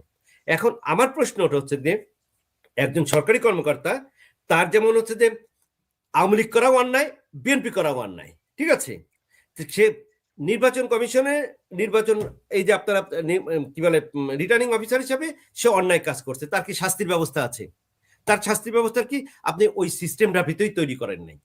যদি ওই সিস্টেমটা থাকতো যে না, একটা রিটার্নিং অফিসারে শাস্তির ব্যবস্থা আছে, তাইলে পরে কিন্তু আজকে এই যে এত প্রশ্ন উঠতো না। আপনি এই যে টাকা পয়সার যে চুরি করার প্রশ্ন আসতো না, এস আলমের টাকা মারার প্রশ্ন, আপনি যে শাস্তির ব্যবস্থাটা রাখেন নাই। কিভাবে শাস্তির ব্যবস্থা রাখেন নাই? যে জিনিসটা হচ্ছে যে ওই যে আপনি সবকিছু একটা জায়গায় কুক্ষিভিত করছেন, আপনি আমলাদের সবকিছুই করছেন হচ্ছে আপনি মানে সমস্ত সুযোগ সুবিধা হচ্ছে যে সরকারি কর্মচারীদের জন্য করছেন, জনগণের জন্য করেন নাই। আপনি তাদেরকে এই যে রিটার্নিং অফিসার চুরি করতেছে, তাকে দায়িত্ব দিচ্ছেন, চুরি হয়েছে, ভোট চুরি হয়েছে, এই দায়ে কিন্তু তাকে অভিযুক্ত করছেন না, তার খালি এইটুকুন দিয়ে শেষ করছেন। আপনি যদি তাকে ব্লেমটাও তাকে দিতেন, ব্লেমটা না দিলে তো হলো, ব্লেমটা তো দেওয়া হয়নি, আমাদের ওই সিস্টেমেই রাখেনি নির্বাচন। শাহিন ভাই, আপনার কথাটাকে আমি একটু উদাহরণ দিয়ে আরেকটু কাছে নিয়ে দেই, আপনি কথাটা বলতে আপনি বুঝবেন কোন পর্যায়ে আছি। এইবার টোটাল 29 জন বিদেশি নাগরিককে সংবিধানের বিরোধিতা করে, আইন ভঙ্গ করে মনোনয়ন দেওয়া হয়েছে বিদেশি নাগরিককে। তার ভিতরে একজন আছে আব্দুল আউয়াল মিন্টু, সে আমেরিকান নাগরিক, এই হয়েছে তার পাসপোর্টের কপি। ওকে, একে ফেনীতে মনোনয়ন দেওয়া হয়েছে। ওপেন সবাই জানে যেটা অবৈধ মনোনয়ন, কিন্তু ফেনীর ডিসি মনিরা হক নামে এক ভদ্র মহিলা, তাকে ওয়াকার এবং আইনমন্ত্রী তারে ফোন করে বলছে তুমি ওকে করে দাও। এখন আপনি যদি বলেন যে মনিরা হক ডিসি ফেনী, তার শাস্তির ব্যবস্থা আছে, তাহলে মনিরা হক বলবে আমাকে ওয়াকার স্যার ফোন করছে, আমি ওকে কইরা দিছি, যাও ওয়াকারের বিচার করো। সেটা লাগবে না তো। হ্যাঁ, এখন আমাদের অর্ডার গুলো এমন জায়গা থেকে আসে, চিহ্নিত অপরাধী তারই তো বিচার হবে না। আপনি খুন করছেন, জনগণের সামনে খুন করছেন, পুলিশ চার্জশিটও দিছে, ফাইল বাক্সবন্দি, আপনার বিচার হবে না। ওই দেশে আমি আর আপনি শুধু বললাম বইতে লেখা আছে আইন বিরোধী, আপনাকে কথাটা অনিয়মটা কোন পর্যায়ে যায় আমি একটা ছবি দেখাই, স্ক্রিনে দেখেন। এই ছবিটা কার? আপনি কি জানেন তার শারীরিক এই অবস্থার সময় তার হাতে নেওয়া হয়েছে? কে নিছে? তার ছেলে তারেক রহমান। শাহিন ভাই, অনেকে বলে জেকব ভাই আপনি চিল্লান কেন? শাহিন ভাই, আপনি আমারে পৃথিবীর একটা, আপনি একজন শিক্ষিত মানুষ, আপনারে যদি আমি জিজ্ঞাসা করি পৃথিবীর একটা বিপ্লবের উদাহরণ দেন যেই বিপ্লবে সবাই রবীন্দ্রসঙ্গীত আর গজল গাইছে, তারপরে বিপ্লব করছে। না, তা তো হবে না, এটাই স্বাভাবিক। না, হবে না। আপনি আমাকে একটা কথা বলেন ভাই, অনিয়ম বাংলাদেশের কোন জায়গায় পড়ছে? এর চাইতে ভাই ভাই শাহিন ভাই, একটু এর চাইতে কি আর বড় উদাহরণ আর দরকার আছে? মানে ভাই, আমি বলবো একটু, আমি না, আপনি শুনেন আমার কষ্টটা কোন জায়গায়। এই ভদ্রমহিলার সাথে আমার ব্যক্তি জীবনে 6বার দেখা হয়েছে। উনি কতটা শিক্ষিত আমি জানি না, কিন্তু উনি যে দেশপ্রেমিক এতে আমার মনে কোনো সন্দেহ নাই। উনি যে দুর্নীতি কইরা বাংলাদেশকে বাঁচাইতে চায় নাই এমন কোন উদাহরণ আমার জানা নাই, থাকলে আছে আমি জানি না।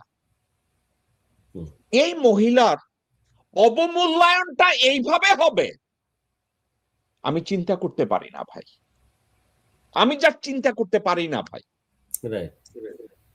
তো নৈতিকতা জাস্ট হারায় গেছে। তারেক রহমান যখন ফ্যামিলি কার্ডের কথা বলে, 1 বছরে 1.5 কোটি জবের কথা বলে, আমি উদাহরণটা কি দিয়েই জানেন? বাংলাদেশের ছেলে মেয়েদের বয়স যখন 14 বছর আর 16 বছর হয়, নতুন প্রেমের ডায়লগ শুরু হয় তাদের মাধ্যমে, বেলি ফুলের মালা দিয়া জীবন কাটায় দেব। ওই সময় ওই বয়সের লোকজনরা কিন্তু এটা বিশ্বাসও করে, বেলি ফুলের মালা, প্রেম বিশ্বাসও করে। আমার তো মনে হয় না বাংলাদেশের মানুষ এই মুহূর্তে ওই বেলি ফুলের প্রেমের মালায় কেউ ভুইলা যায়া এই বাস্তবতাটাকে কেউ অস্বীকার করবে। যদি কোনো সন্তান তার মায়ের এই পরিস্থিতিতে আঙ্গুলের টিপ নিয়ে মনোনয়ন দেয়, ওই সন্তানের স্বাভাবিকতা আছে, নীতিবোধ আছে, নেতৃত্ব আছে, উদারতা আছে, দেশপ্রেম আছে, এটা নেরিকুত্তাও বিশ্বাস করবে না। আপনার যদি অন্য কোনো ব্যাখ্যা থাকে ভাই বলতে পারেন আপনার। আচ্ছা, আপনি বলতেছিলেন হচ্ছে যে আব্দুল আল মিন্টুর কথা, ঠিক আছে, উনি জি বিদেশি নাগরিক এবং উনাকে উনাকে ফোন করেছে, ওয়াকার ফোন করছে, ওনাকে ফোন করেছে হচ্ছে যে আইন উপদেষ্টা বা কেউ ফোন করেছে। উনি প্রথম কথা হচ্ছে যে উনি কেন উনাদেরকে না বলতে পারেনি, আপনাকে বুঝতে হবে যে না আমি এটা এইটা এইটা আপনাকে বুঝতে হবে।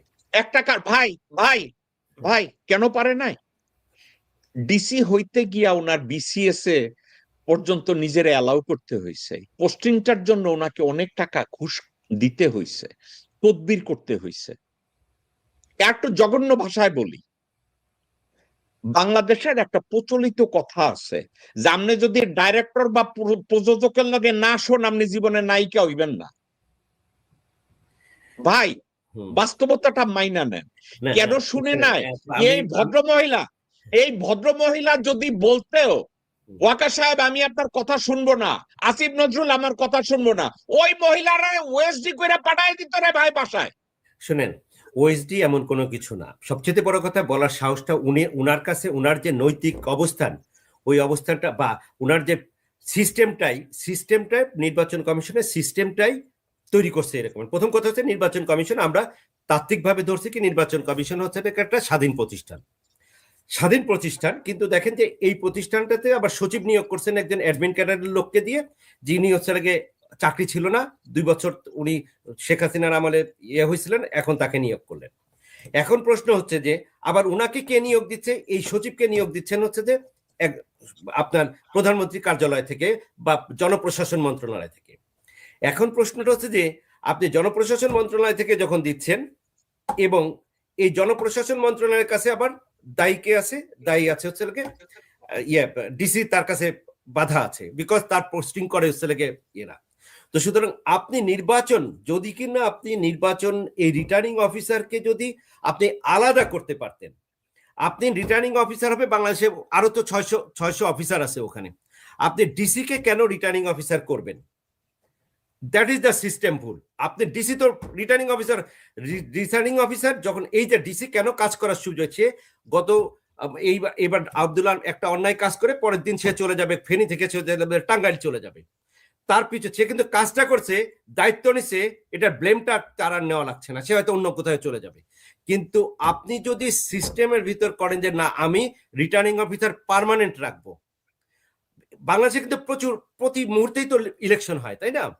নির্বাচন কমিশন, আমি নির্বাচন কমিশনকে সচিবালয় থেকে আলাদা করব, আমার সচিব হবে হচ্ছে ইসের সচিব হবে, প্রশাসন ক্যাডারের সাথে কোনো সম্পর্ক থাকবে না, তার তার চাকরি, যদি তার চাকরিটা শুধু নির্বাচন কমিশনের উপরে ন্যস্ত থাকতো, তাইলে কিন্তু সে আব্দুল আল মিন্টুর কথাও শুনতো না, সে কিন্তু ওয়াকারের কথাও শুনতো না, আইন উপদেষ্টার কথাও শুনতো না। এখানে যে সমস্যাটা হয়েছে কি, যে আপনি নিয়োগ করে এক ডিসির সাথে আব্দুল আল মিন্টুর ছেলেকে সম্পর্ক হচ্ছে পুরানো সম্পর্ক, তো সুতরাং ব্যক্তিগত একটা নিরপেক্ষ আচরণও সে করতে পারছে না, বিকজ বিভিন্ন কাজে তাকে নিরপেক্ষ আচরণ করার সুযোগও নেই। প্লাস তার সিস্টেমও তাকে, সে তো পারপাস সার্ভ করতেছে সেটাকে, তার নির্বাহী বিভাগের পারপাস সার্ভ করতেছে।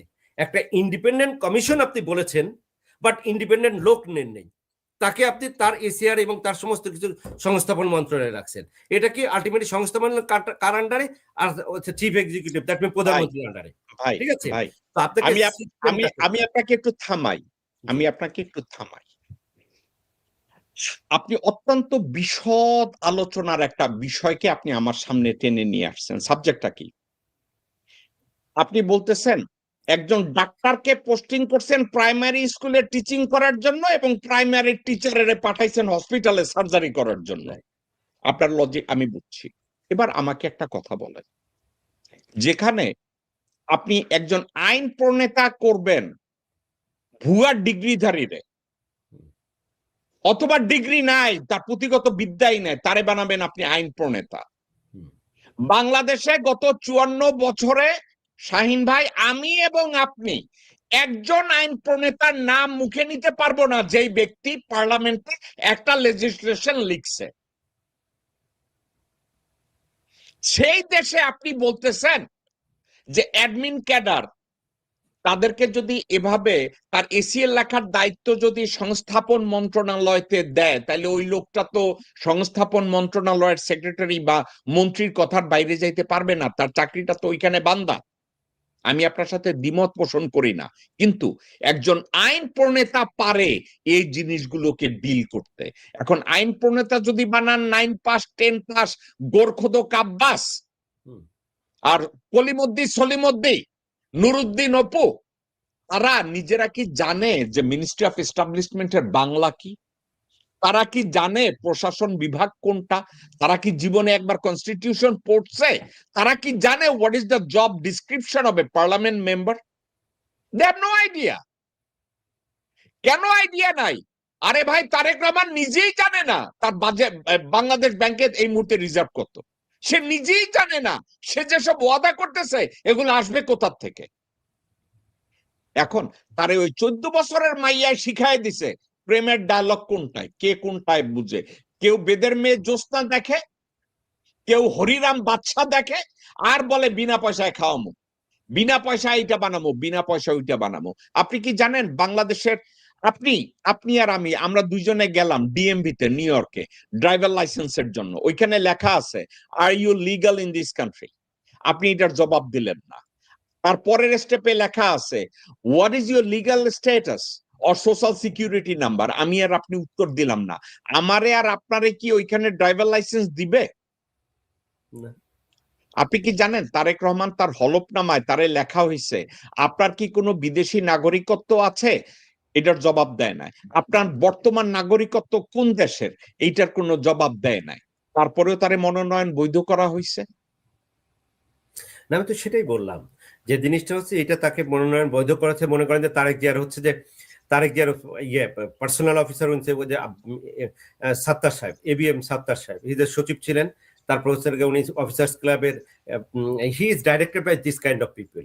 এবং সবচেয়ে বড় কথা হচ্ছে যে আপনাকে একটা জিনিস বুঝতে হবে, বাংলাদেশের কোনো আমলা, বিশেষ করে প্রশাসন ক্যাডার, প্রশাসন কর্ম, আইন শৃঙ্খলা বাহিনী, এরা হচ্ছে বাংলাদেশকে ভালোবাসে না। এবং তাদের আপনার এই যে তারেক জিয়া যেমন হচ্ছে শুধুমাত্র সে তার শুধু প্রধানমন্ত্রী হবে বা কোনো বৈষয়িক সুবিধা নেওয়ার জন্য সে তার মাকে পর্যন্ত এই অবস্থায় সে করতে পারছে, ঠিক ব্যাপারটা এরকমের প্রশাসন ক্যাডারের লোক যারা আছে, এরা বাংলাদেশ বিক্রি হয়ে যাক তাদের কিছুই আছে যায় না।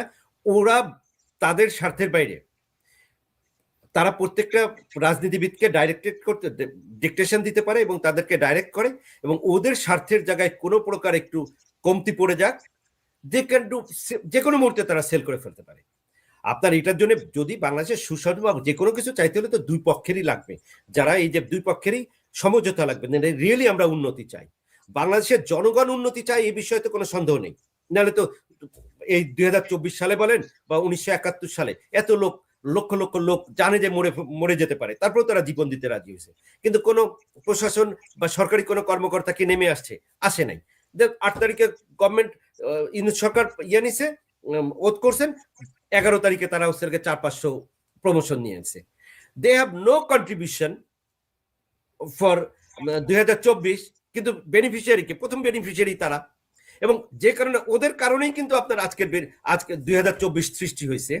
তো আপনাকে যে জিনিসটা তারেক জিয়ার এই নলেজটা কোনোভাবেই নেই, কোনো রাজনীতিবিদ বলেন, বিশেষ করে পলিসি মেকিং এ যারা আছে, they don't have that much মানে ইনফরমেটিভ না, যে আসলে কিভাবে ইনফরমেটিভ হলেও সালাউদ্দিন সাহেব আছে, সালাউদ্দিন সাহেব হচ্ছে খুবই উচ্চ পদে আছে বিএনপির। আচ্ছা, উনি আসার পরে উনি কিন্তু এখনো বিএনপির মন্ত্রী আছেন, কিন্তু উনি অ্যাডমিন ক্যাডারের বাইরে উনি কোনোদিন যাবেন না।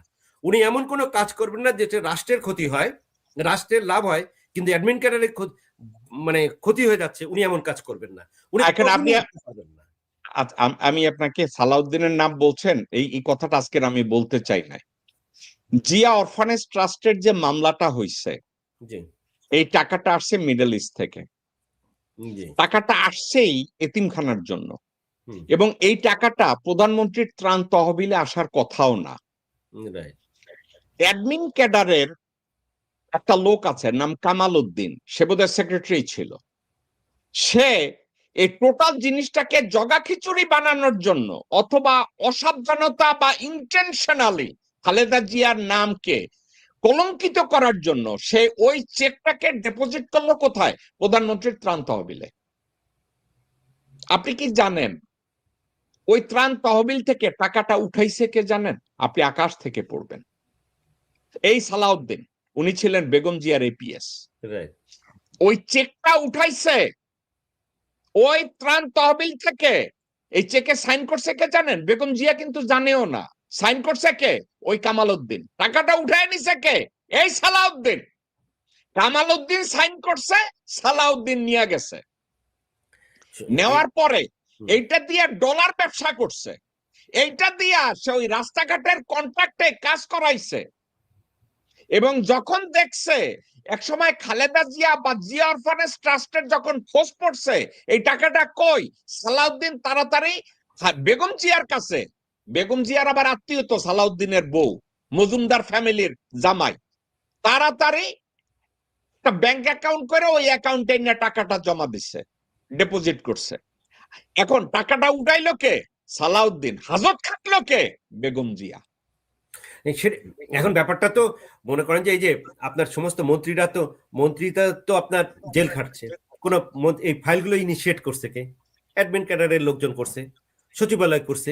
তো সুতরাং তাদের কারোর কি আপনি দেখছেন তারা জেল খাটছে? ভাই আমাকে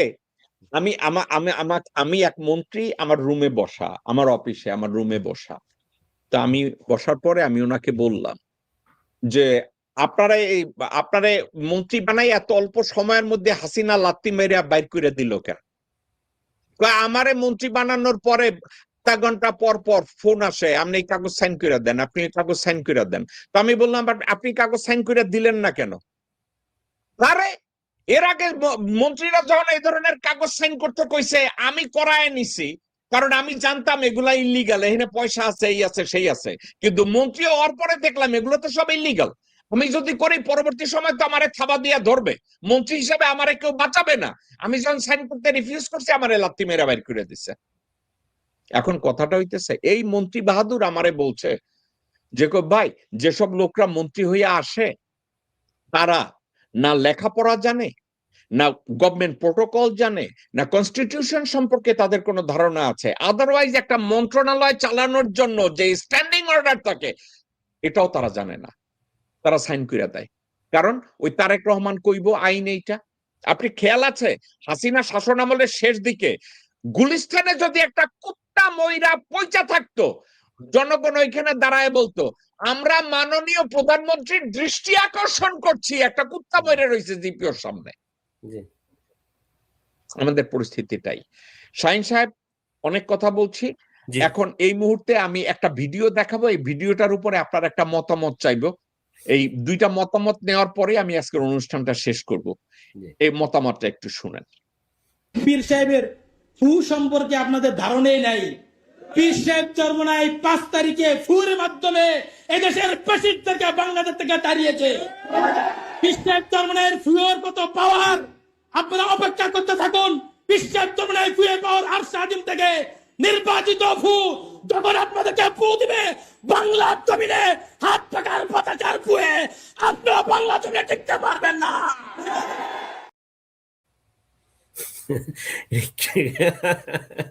এখন বললাম তো যে ভাই পাগলের তো দেশে অভাব নেই, বুঝছেন না?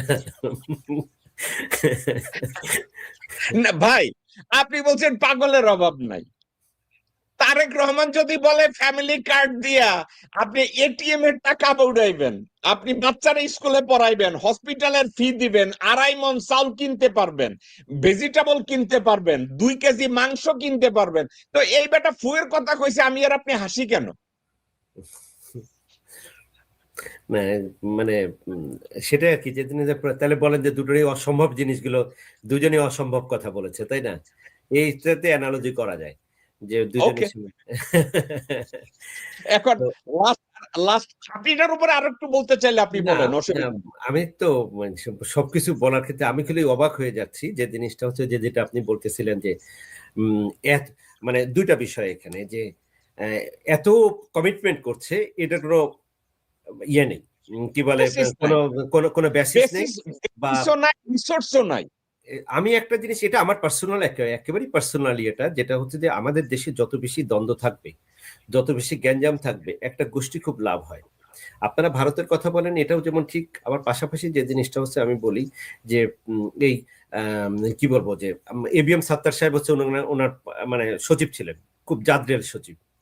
এটাকে উনি দীর্ঘদিন ধরে অ্যাডমিন ক্যাডারে চাকরি করেছেন, চাকরি করছে, এবং তারেক জিয়ার হচ্ছে এপিএস এবং রাজনৈতিক উপদেষ্টা সামথিং লাইক। তো ওনার মাথার ভিতর আসে নাই যে জিনিসটা এইটা, বা সালাউদ্দিন সাহেব জানেন না, উনিও তো অ্যাডমিন ক্যাডারের লোক ছিলেন, তো ওনাকে জানেন না যে এই কাজটা, যে এই যে একটা মানে তথ্য আমরা ছেড়ে দিচ্ছি, এই 2025 সালে 2026 সালে জনগণ আর বোকা নেই, ছাত্র মানে ইয়াং ছেলেপেলে আর বোকা নেই। একটা কথা বলে দিলাম, আর এটা এই যে আপনার সাথে আমার আলোচনা হচ্ছে, শুধু তো আপনি ডাউট দিচ্ছেন তা না, ডাউট তো অনেকেই দিছে। দেখেন যে লক্ষ লক্ষ ছেলেপেলে ঠিকই এটা খবর তাদের মাথার ভিতরে, তারা এটা গুগল করে জেনে নিচ্ছে আসলে বাংলাদেশের এটা সম্ভব কি সম্ভব না। সে চ্যাট জিপিটি জিজ্ঞেস করছে যে তারেক জিয়ার এই কমিটমেন্ট দিছে, এটা কি আসলে রাখা সম্ভব কিনা, চ্যাট জিপিটি তাদেরকে উত্তর দিয়ে দিছে, ঠিক কিনা? তো এইটা হচ্ছে আমি যেটা বলবো যে খুব সস্তা জনপ্রিয়তার জন্য কাজগুলো করা হয়, এবং এখনো বাংলাদেশকে আর মানুষকে এত বেশি বোকা ভাবার আসলে আর সুযোগ নেই, এইটা আমার কাছে মনে হয়। ওকে, এবার আরেকটা মন্তব্য শোনাবো, একটা ভিডিও দেখেন। যদি আওয়ামী লীগের কেউ থাকেন এবং সনাতনী ধর্মের যারা রয়েছেন, আগামীতে যদি ধানের শীষে ভোট দিয়ে আপনারা যদি বিএনপিকে এই দেশ পরিচালনার সুযোগ না দেন, আমি জিন্নাহ পবিত্র বাড়িতে দাঁড়িয়ে বলে যাচ্ছি, আপনারা কেউ এই বাংলার মাটিতে বসবাস করতে পারবেন না, এই বাংলার কোনো স্বাধীনতা থাকবে না। আপনি এ ধরনের কথাবার্তা হাসিনা শাসন আমলে শুনছেন? আমার পার্সোনাল, আমার কিন্তু এটা শোনার পর, আগেও দেখছি আমি, কিন্তু শোনার পর আমার কাছে যে জিনিসটা মনে হয়েছে যে আমার যেটা মনে ছিল যে একেবারে সাংবাদিকদেরকে ডেকে তারেক জিয়ার কাছ থেকে অন্তত আমি এক্সপেক্ট করেছিলাম, তাকে ডেকে নিয়ে তুমি আসো আমার টেবিলে, মানে তুমি আমার মেহমান হও, মানে এমন বলা উচিত ছিল যে তার সাহস দুঃসাহস যে কথাগুলো সে বলছে, ওই তো বললাম যে তারেক যে এই কথাটা বলে নাই, তার তো এটাই করা উচিত ছিল।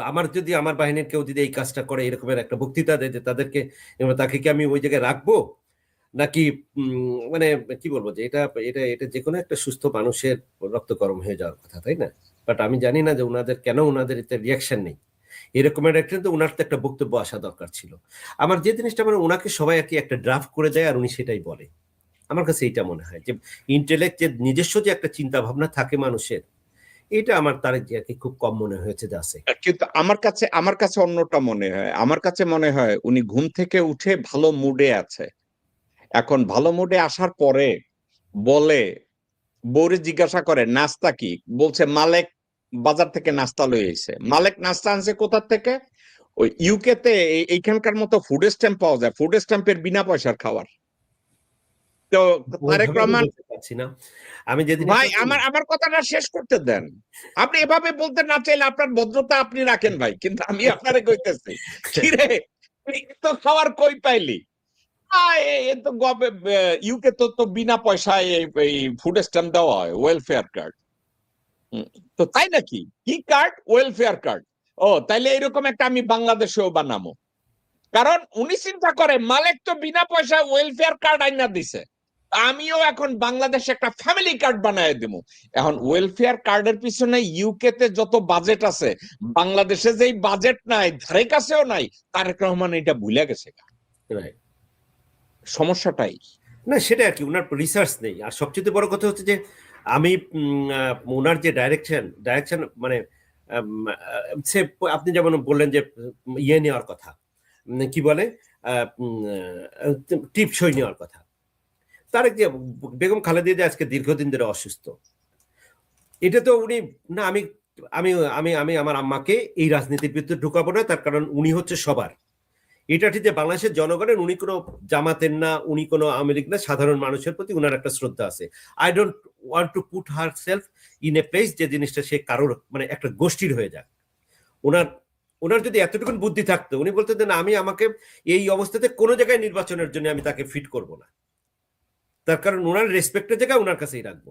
তো এইটা আমি বললাম যে এটা যদি স্বাধীনভাবে একটা মানুষ একটা রাজনীতিবিদ হিসেবে ইয়ে নিতে না পারে, সিদ্ধান্ত না নিতে পারে, তার কাছ থেকে আসলে এক্সপেক্ট করাটা খুবই মানে আমার কাছে আপনি আর আমি কোন দল রাজনৈতিক দলের না, আমি জানি না আপনি কোন রাজনৈতিক দলে বা নীতিতে বিশ্বাস করেন কিনা।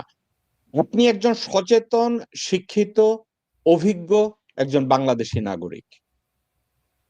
আপনি ভোট দেওয়ার ক্ষেত্রে আপনি কোন মানুষটাকে আপনি ভোট দিবেন, একটা মানুষের ভিতরে কি কি যোগ্যতা চান যাকে আপনি ভোট দিবেন, এমন কি কোনো ব্যাখ্যা 1-2 লাইনে আপনি বলতে পারেন যে কোন মানুষকে আপনি ভোট দিবেন, কোন মানুষটাকে?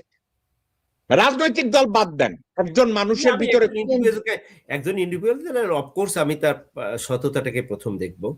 সততা, সত্যবাদিতা, তার প্রজ্ঞা, তার শিক্ষাগত যোগ্যতা, এই বিষয়গুলোই আমার কাছে আসবে। তার কারণ হ্যাঁ, আপনি প্রথমেই বলছেন সততা, নীতিবোধ, আদর্শ এবং দেশপ্রেম। দেশের প্রশ্নে যে কম্প্রোমাইজ করবে না, নীতির প্রশ্নে যে কম্প্রোমাইজ করবে না, আদর্শের প্রশ্নে যে কম্প্রোমাইজ করবে না। সাবজেক্টটা কি এইরকম? হ্যাঁ, যে অফকোর্স সবার উপরে আমার দেশ আর কি, আমার সবার দেশ থাকবে, জনগণ থাকবে, জনগণের যেটা নিজে প্রথম কথা হচ্ছে, শোনেন একটা জিনিস হচ্ছে কি যে আপনার